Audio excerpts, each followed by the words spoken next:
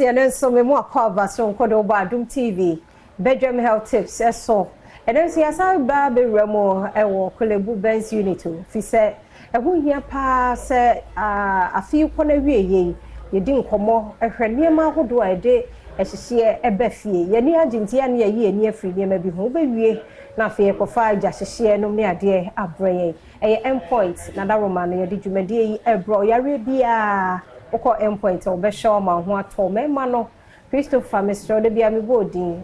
kono ko check prostate ne hwese bia ye kama so ati ase say yare wo mu a edro ho ne yatimi ahwe ma no so saa ye be ko ne akɔhwe infections bia ne o haw endpoint na da roma and then so ma me safo a wompon etine dwamu a na wotwi mu so on se be boa ye ne ahwe Benz prevention ko be fa so aboye ho ban free Benz ho na ye be boye ho ban ye na da roma ye ne di nkomo and then so ye mo akwa ye da say na no bi ye ba ha se ya de bebre na nkomo no ya na wo wanti emreni hwe na ya se da ba pa be di nkomo a ye be hwe aboye ho ban afa enhyehyɛ ho edo so pa nti na wotwe bia edwo dai fa ba ko asi ho na ka kwa ye be fa so a ye be boye ho ban free ho na de kye na afi ya to aso ho nti na ye hwe dai ene ye hwe inhalational bends ene se na ye be boye ho ban afi inhalational bends ho nti inhalational bends na inhalational bends no eye ebia wahyehye obi a wahyehye na ne hyehye no hyehye ye no ewusie ekọ ni mu anase ohumi ewusie no bebre nti ohumi ewusie no bebre na eya ehyewa hrawa no na ehyewa hrawa na enikofo bebre na taiwu ewo inhalational bends ho na esinso a eden na esese uye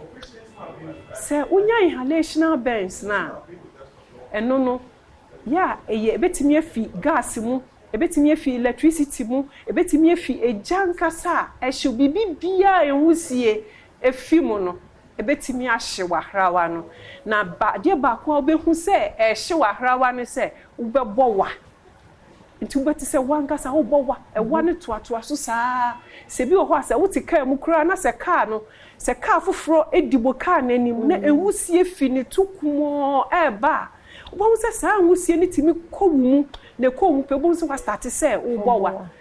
saa no na efre no inhalational bends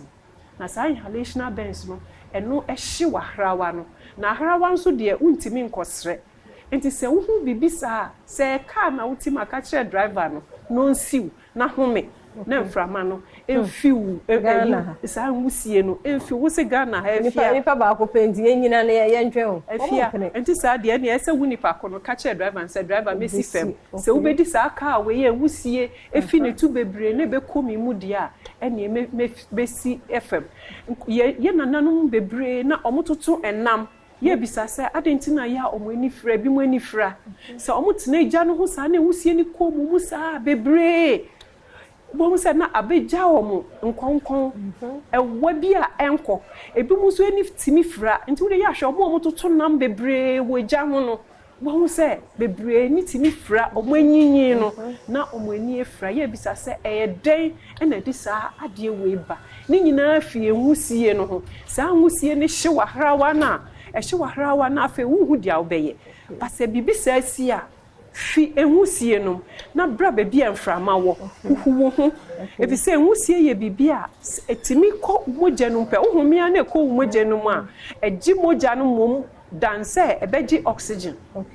enwusie ni beji e no carbon monoxide enu mum beji moja no na fe de ma oxygen ne kwan kra ema ne nye na dwuma na efo nsie wada roma nyame yadoma o kire be hwedai ochina ye betua prevention so na ebehwe bibi chemical bends nso yie ye da say nti sede na wotwe ya hyase no saa ne ye kɔ no nti ya hunu enedie ochina ye betua so ahwe chemical bends nso na nyina ya de ye ho so mpanifo ne ukwadan nyina me da endpoint for me pata clinic ase na da roma ene de bro me di afia amankwa tamaklo